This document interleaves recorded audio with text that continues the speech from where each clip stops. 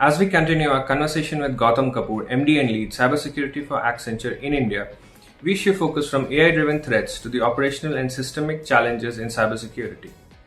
Key among them is integrating new technologies with existing, often vulnerable legacy systems.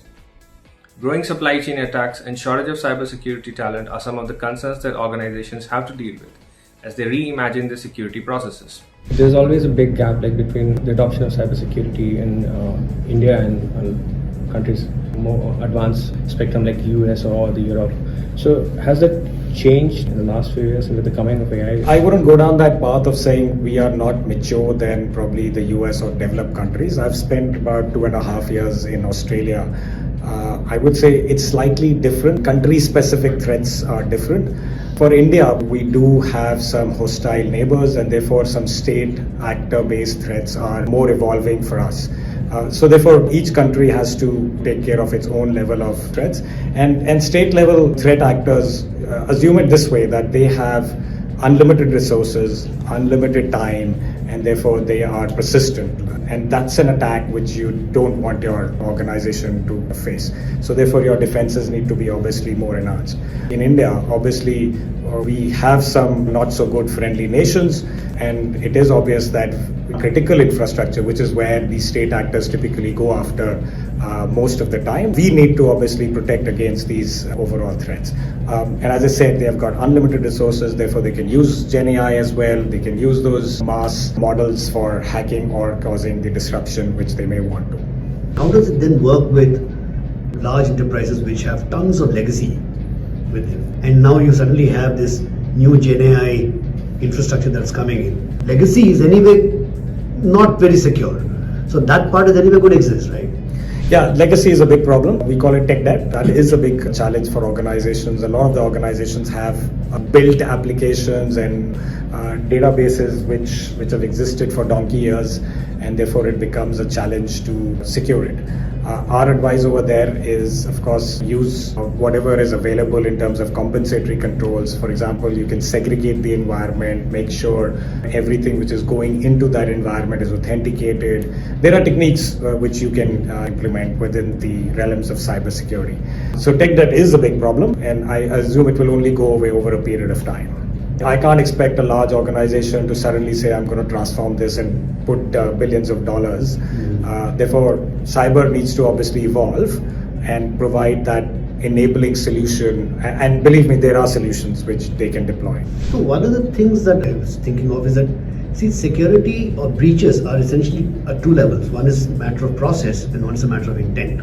So let's leave the intent. Like you said, rogue elements will be there and you've got to deal with them. But in terms of process, with Gen AI coming in, is that process going to be fundamentally reimagined or redesigned? No, I wouldn't believe that they would be redefined. I think they would be obviously leveraged in the cyberspace. So there are two parts of Gen AI which will be used. One is I'm going to secure the Gen AI or agentic AI which I'm implementing. I need to secure that as well. I need to make sure that if it is a Gen AI model and I'm throwing data at it to train, I secure that model as well, right?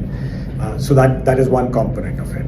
The other component is how do I use Gen AI for enhancing my cybersecurity, right? Or I use agentic AI or agents to help me further my security or defenses.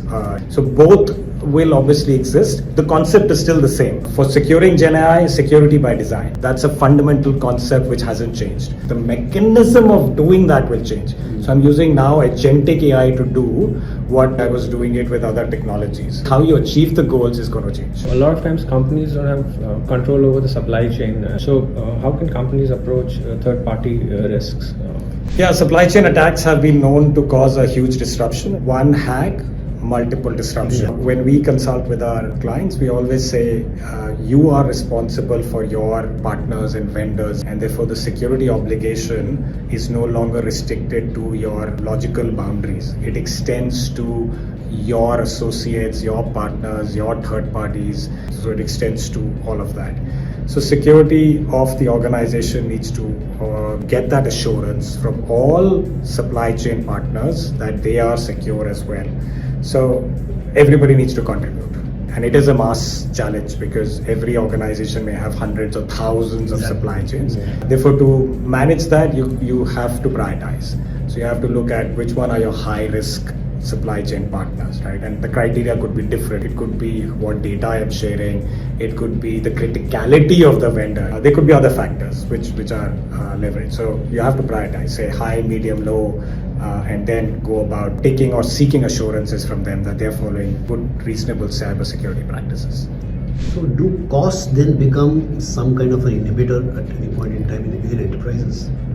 For doing supply chain risks? For managing these risks, because then the minute you're talking about extending the entire security network to your suppliers and downstream. Yes, we've seen costs to be inhibitor because if you've got a large set of supply chain vendors, getting assurances from all of them becomes much more challenging. So it is the cost, risk versus reward factor which is there. So how much do you throw and what risk are you mitigating by putting in that money on the table? One topic that I want to check with you is zero trust.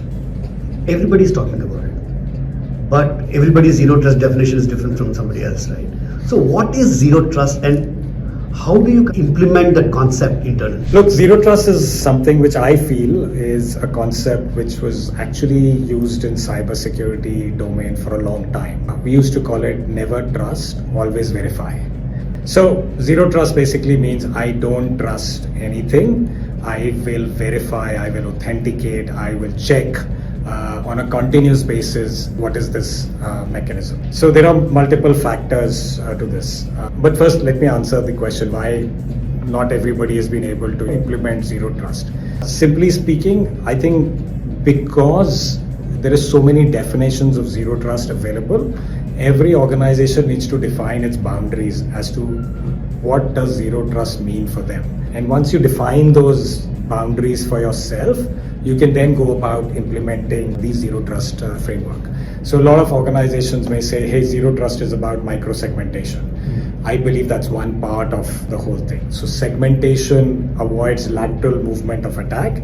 A simple example of segmentation is I keep my development environment different from production environment. I keep my users separately to where my servers are there. Right? And then I can go further down, right? I can segment it even further. That's what micro-segmentation is called. So that's one part of zero trust. It is not the whole thing. The other element of zero trust is managing the access, like the concept of least privileges. The other aspect is doing multi-factor authentication. The other factor is continuously verifying my access, whether that is for user or for device. Right? It requires a mechanism by virtue of which I'm able to say, I'm not trusting anything, I will verify what is coming my way.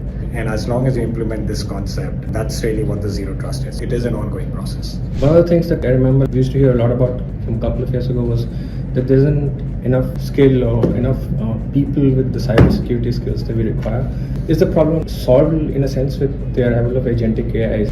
No, I don't think the problem is solved, to be honest. Again, my personal opinion is that there is still lack of skilled, and the word here, in my opinion, is skilled professionals who really understand the technicalities of cyber security. And I do feel there is a gap to find a skilled cyber security professional. I don't want to get into the numbers. If you talk to any CISO, one of the biggest factor they'll say, I'm not able to get a skilled cyber security professional.